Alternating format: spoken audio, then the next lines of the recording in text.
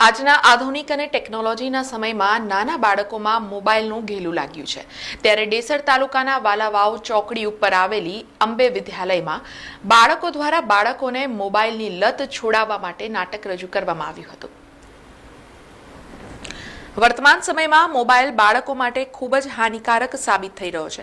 एवा किस्साओ पण सामे आव्या छे के जेमां माता पिताए मोबाइलनो उपयोग न करवा माटे ठपको आपता बाळको आपघात सुधीनुं पगलुं पण भरे छे।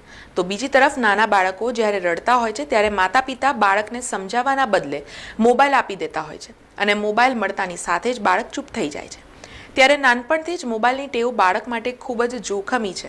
નાની ઉંમરના બાળકોને મોબાઈલ હાનિકારક છે તેવું બાળકના મગજમાં લાવવા માટે ડેસર તાલુકાના વાલાવાવ ચોકડી ઉપર આવેલી અંબે વિદ્યાલયમાં એક નાનકડો પ્રયાસ કરવામાં આવ્યો હતો।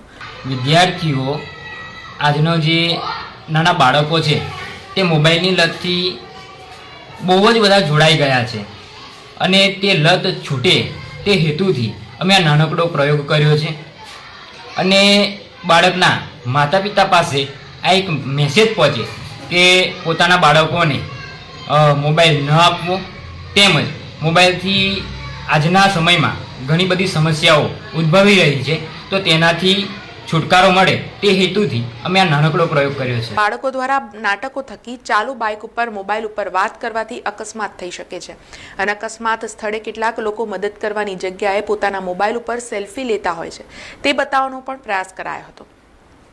જ્યારે આ મોબાઈલ યુગમાં મા બાપની સેવા ભૂલાઈ રહી છે તે પણ બતાવવાનો પ્રયાસ બાળકો દ્વારા કરાયો હતો।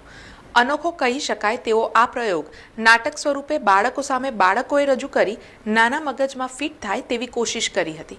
સમાજમાં ખરેખર આવા ઉમદા મેસેજ જવા જોઈએ અને વાલીઓએ પણ આ બાબતની ગંભીર નોંધ લેવી જોઈએ તો જ ખરા અર્થમાં આપણે સફળ થયા તેવું કહેવાશે। હું પહોંચ જતો તો તારે આંખ ફૂટી ગઈ, બીજા બાળકો પહોંચ જાય તો તારે આંખ ફૂટી જાય તો આપણે શું કરે? ખરાબ થઈ જાય, ફૂટી જાય, ચશ્મા આવે, એ બધું થઈ જાય તો મોબાઈલ જોવો જોઈએ નહીં। મોબાઈલ જોવો જોઈએ નહીં। કાર્યક્રમ કરવાનો હેતુ એ છે કે અમારા શિક્ષકે જે પણ કાર્ય કરાયું છે અમે જે એ કર્યું છે અને આ મોબાઈલનો મેસેજ આપવાનું એ સરે ખૂબ જ સરસ કામ કર્યું છે। મને પણ આ ગમ્યું અને તે માટે જ અમે આ નાટક કર્યું।